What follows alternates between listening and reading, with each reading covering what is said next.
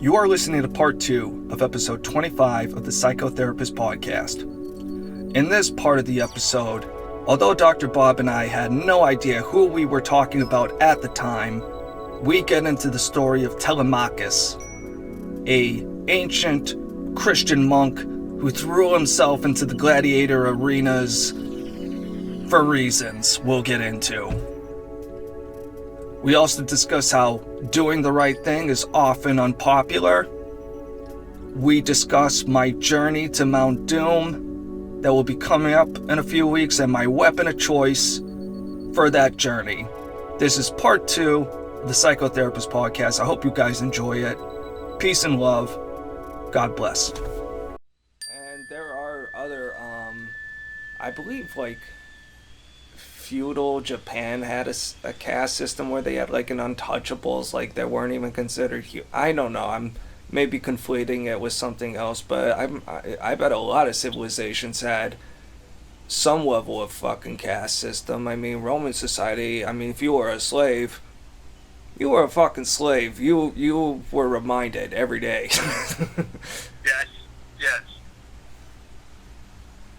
we're going to get off on a million tangents here, but I do these little readings in the morning as part of my morning routine, along with the meditation and quieting of the mind. I always do a brief reading. I pick up these little Bible-oriented booklets from the church next to me.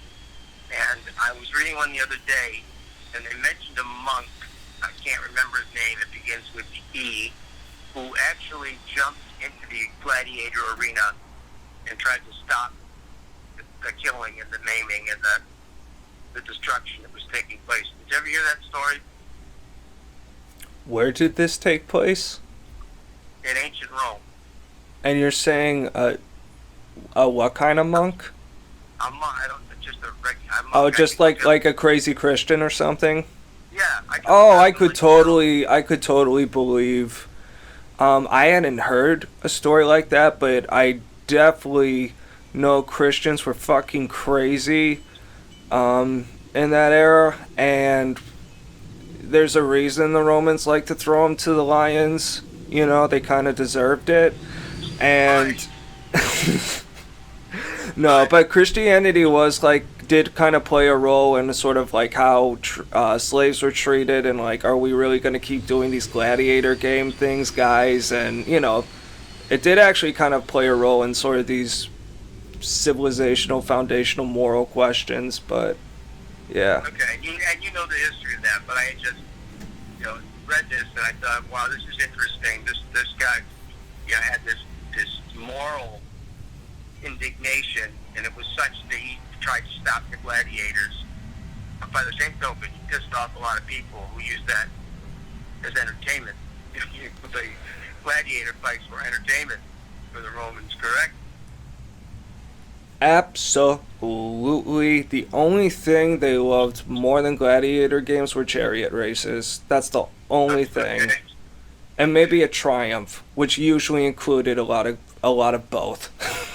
Okay. But anyway, so let's circle back to why I got to that, though. And I was asking you why the person whose car you were driving to Washington, D.C. is not even going with you in the car. I'm sorry, can I just say one last thing about the guy who jumped in the gladiator arena?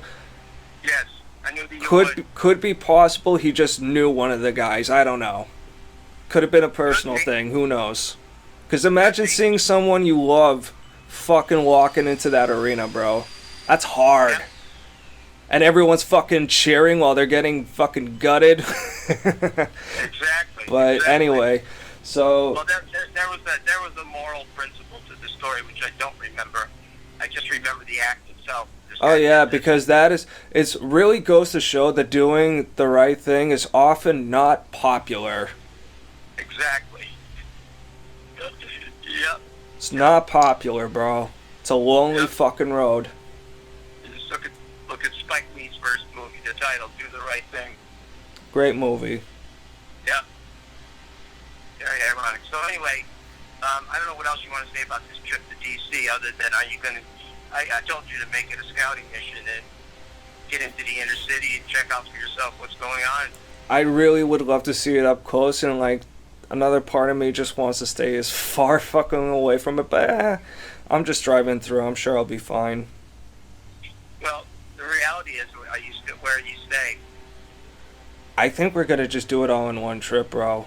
If it's a 8-hour drive, and then we're just gonna like fly back. Okay. Yeah, I don't plan to really stop anywhere, and if I'm gonna get gas or anything, it's gonna be before I get into the cities, bro. Okay. And if I gotta run over some fucking people, so be it. Right. Now, does she live in the city? I think she's going to, yeah. Okay. So you may have to drive her car right into the city anyway. I think that's likely the case, but we'll see. We're still hammering out the details because I refuse to do it without payment. Oh, I don't blame you. Absolutely not. Hold on, I got sneeze. But God bless you. yeah, no fucking. But the good news though is that Yanni offered to come with me because he enjoyed, I think, our road trip last year. Or I guess, wow, almost 2 years ago now, to North Carolina when I was moving, and I'll never forget that we spent that road trip. There was a 4.5-hour Joe Rogan podcast did with Alex Jones, and I think it was entertaining as fuck, and I think it kind of shifted my dad's perspective on, at the very least, I have no problems hearing anyone say Alex Jones is a bad person, even if I may or may not agree. I have kind of mixed feelings about him, but when people call him a neo-Nazi, it drives me nuts. Yeah. And I'm just like, dude, just watch. I've watched multiple interviews consistently, and this dude just like, I don't hear any white supremacy nonsense. I hear a lot of crazy nonsense, but just nothing racial. I hear him talk about the Uyghur Muslims more than the fucking Democrats, than the fucking Squad does, so. There you go. But, he's QAnon, so fuck him. I love him. Yeah. Can you hear those little beeping that are coming through the phone right now? No, all I can really hear, to be honest, is the power tools in my neighbor's yard. Okay. At least it's not children. My air conditioner is not too loud. I'm not hearing it. Okay. This is tough doing this remotely. Be interesting to get back into some studio-like quarters when I can. Yeah. How do you feel about that? Well, that ties into what I wanted to talk about in terms of the COVID and the long hauler stuff. Let's do it. do it. Want me to segue into that? Let me just get my cup. I dropped it. Okay, with the Washington trip, you have no further comments about that or thoughts about that? I'm gonna have to plan out a lot of logistics. I really want to bring my katana when I get it, but I don't think that's a great idea. But I'll figure that shit out later. It's not gonna be for another 6 weeks or so. So, but a katana. Yes, samurai sword. Are you serious? I'm 100% serious, Bob. I looked up the laws. As long as I keep it on my property, totally legal. You bought a samurai sword? No, but I'm going to. I really want to make sure, because I saw a couple videos on how to tell sort of fake, or at least where manufacturers cut corners, and that's a whole other thing, but I know a few tricks to tell if I'm going to be getting my fucking money's worth, and I can probably get one for around $200. Yeah, fully functional, and I'm going to just absolutely, yeah, hell yeah, I'm gonna show it off to people, but I'm gonna absolutely stress that it's not a toy. Right, and you're going to consider it part of your personal repertoire for self-protection, right? Yep, I'm not going to spend a lot of time with it, but I am going to practice drawing it because there are actual certain protocols and, including safety things that you need to follow when you're using this stuff. So it's not like I just watched one anime and now I'm ready to fucking try stupid flip spins with a fucking blade, you know what I mean? Yeah. So Yeah. I'm taking it seriously enough where I'm going to just practice drawing it, testing the weight every now and then. Maybe I'll test it on a few water bottles, but other than that, I'm going to try to keep it in good condition and not, abuse it. Because you can absolutely abuse these things. They are not indestructible by any means, so. I have, if I can find it. I still get their website, something from their website once a month.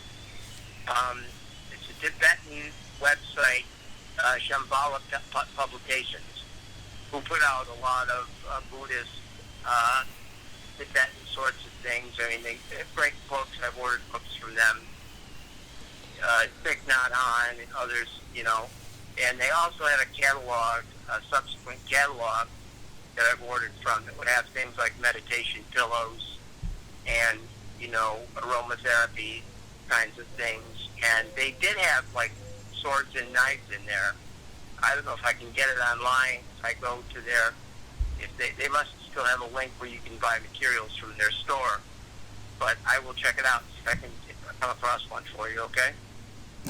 You don't need to get me a weapon, Bob, but, it is something you want to be careful because there are a lot of, like, fake ones are, like I said before, there's ways to tell if they cut corners on the hilt, the blade, the binding, the sheath, the edge, the magnate fucking whatever coating that goes on the edge of a guitar, all kinds of things. So if it's cool with you, I'm going to pause this tape just to make it easier for me to edit, and then we can talk about the COVID long hauler stuff. Sound good?